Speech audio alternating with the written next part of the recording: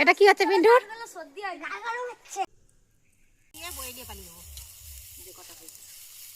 নমস্কার, কেমন আছেন সবাই?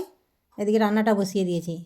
আজ যেহেতু ছুটি, বাচ্চারা বাড়িতেই রয়েছে, আজ হচ্ছে যে রান্না করছি একটু মাংসের ঝোল। তবে বেলাটা হয়ে গেছে আজকেও, কেন এখন শীতের বেলা তো, ছোটো কোথা দিয়ে সময় চলে যাচ্ছে বাড়ির কাজকর্ম সারতে সারতে। এইদিকে আলুটা আমার ভাজা হয়ে গেছে, ওদিকে ফোড়নে দিয়ে দিয়েছি শুকনো লঙ্কা, তেজপাতা, আর হচ্ছে যে গোটা গরম মশলা দিয়ে দিলাম, পেঁয়াজ। তারপরে হচ্ছে যে পেঁয়াজগুলো ভাজা হলেই দিয়ে দিয়েছি এখন রসুন। এবার রসুনটা দিয়ে ভালো করে ভেজে মশলাগুলো দিয়ে দেবো। আজকে একটু মাংসের ঝোলই করব। আর এই যে মশলার মধ্যে হলুদ গুঁড়ো, লঙ্কা গুঁড়ো, জিরে গুঁড়ো, আর হচ্ছে যে ধনে গুঁড়ো। লঙ্কা গুঁড়োটা একটু কম করেই দিয়েছি, সেই জন্য কাশ্মীরি লঙ্কা গুঁড়োটা দিয়ে দিলাম, যাতে একটু কালারটা লাল লাল হয়ে যায়। এখন এই ঠান্ডা পড়া থেকে বাচ্চারা একটু ঝালটা কমই খাচ্ছে, ঝালটা বেশি করে খেতে পারছে না। মশলা কষানো আমার হয়ে গেছে, দিয়ে দিলাম মাংস। আজকে একটু বেশি করেই করছি, যাতে দুবেলা হয়ে যায়। সেই ওবেলা তো রুটি হবে, মাংসের ঝোল দিয়ে রুটি খাওয়াই যাবে, খালি গোটা কথায় রুটিটা করে নিলেই হয়ে যাবে। আজকে আবার বিকেলবেলা কাজও আছে, একটু যাব মাঠের দিকে। শীতের তো বেলা, টুক করে খেয়ে যেতে যেতেই কখন যে সন্ধে হয়ে যাবে তার কোনো ঠিক নেই। সেই জন্য আজকে তরকারিটা করে দুবেলার করে নিচ্ছি। মাঠ থেকে এসে সন্ধে টন্ধে দিয়ে রুটি করে নেবো, তারপরেই আর রাতের রান্নার হচ্ছে যে বেশি ঝামেলাটা থাকবে না। ওদিকে মাংসটা তেলটা ছেড়ে দিয়েছে, দিয়ে দিলাম গোটা 2 কোয়া রসুন, আদা বাটা, টমেটো কুচি। এবারে ভালো করে চাপা দিয়ে দিয়ে কষাতে থাকবো। ছেলেগুলো গেছে ঘুড়ি উড়াতে, এখনও আসেনি, দেখি কোথায় গেল। তুই কোথায় ঘুড়ি উড়াচ্ছিলি? তোকে তো স্নান করতে বললাম কতক্ষণ, আর এই আলু চলে চলে এসছে দিকে। হ্যাঁ, ওই তুই স্নান করুন কেন? ওই যে শুভ, হ্যাঁ চল যা স্নান করে আই তোরা। ওকে একটা দে, শুভকে একটা দে। ওই তো পিন্টুও চলে এসছে। আলু ভাজা, মাংসর আলু ভাজা।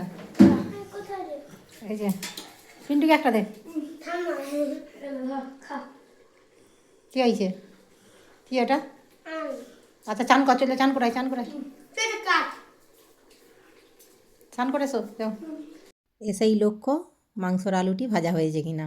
প্রত্যেকবার যখন মাংস রান্না হয় তখন দুটো আলু একটু বেশি করেই কাটি, কেননা ওরা যখন বাড়িতে থাকে ছুটির দিনই, কিংবা যেই দিন বাড়িতে থাকবে, মাংস রান্না করলেই আলু ভাজাটি উনান গোড়া থেকে তুলে তুলে খাবে। এরকম ছোটোবেলায় আমরাও করতাম, মা যখন রান্না করতো দেখতাম কী রান্না করছে, একটু আলু ভাজা খেতাম। আর এখনও হয়েছে তাই। তবে সঙ্গীতাও খায়, তবে কম, ওর খেয়াল খুশি। এদিকে ভাতটা আমার হয়ে গেছে, ওদিকে স্নান করতে যেতে বললাম, কিন্তু কষা মাংস খেয়ে তারপরে যাবে।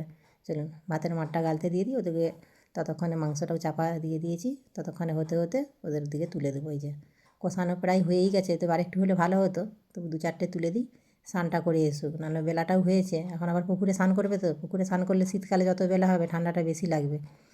এখন এই ঠান্ডার জন্য ওদেরকে বলেছি গরম জলে স্নান করতে, কিন্তু করবে না, সেই পুকুরে গিয়েই স্নান করবে। অনেক ছোটো থেকেই দেখছি গোপালকে, এই প্রায় 3 বছর আরে হয়ে গেল, 3টে শীত কেটে গেল পুকুরে স্নান করে করেই। চলুন ওদেরকে দিয়ে দিই। মাংস না খেয়ে করবে, ওকে বলছি চানটা করে আয়, ভালো করে কষা হয়নি। আরে গরম, ঠান্ডা, ঠান্ডা হোক, ঠান্ডা হোক, গরম তাতা, তাড়াতাড়ি আসবি।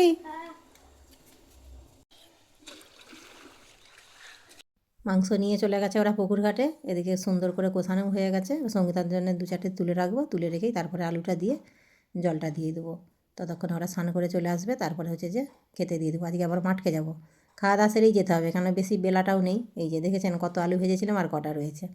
চলো জল দিয়ে দিয়েছি, এদিকে ফুটতে থাক, ততক্ষণে ধনে পাতাটা কেটে তারপরে ছেলেগুলোকে ডেকে নিয়ে আসি।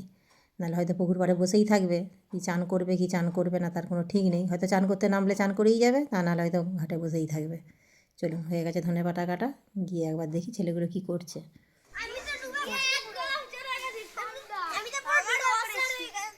ওসার হয়ে গেছে, তবু ঠান্ডা জলে চান করবি কেন? গরম জলে করতে বলছিলাম, শুনুন। এটা কি হচ্ছে পিন্টুর? গা গরম হচ্ছে। এই গোপাল তো চান হয়ে গেছে, এবার পালিয়ে আবার ডুববি, টপ করে নে।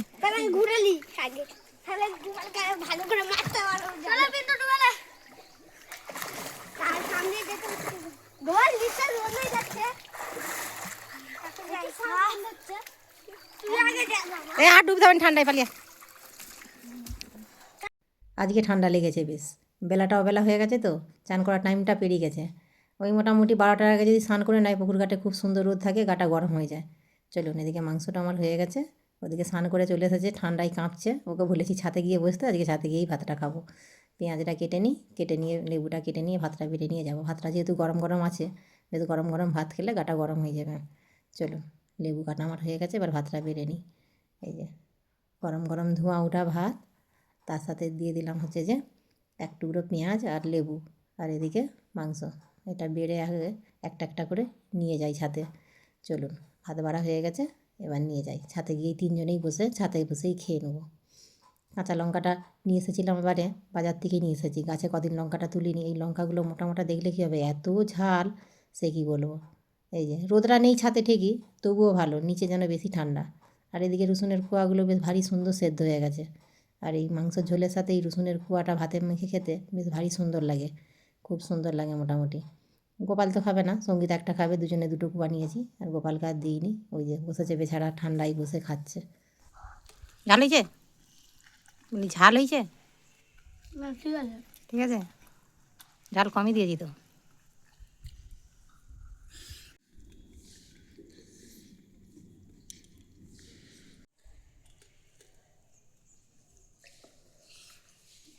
রসুনের কোয়াগুলো বেশ ভালো লাগছে, আর এই শীতকালে রসুন খাওয়া ভালো।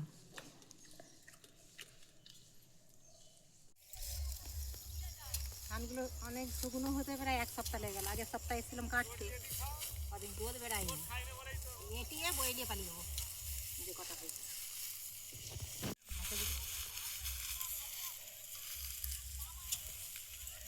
ওদের ধান কেটেছিল, ঝাড়ছে, আমাদের বাড়িতে নিয়ে যেয়ে ঝেড়ে দিই।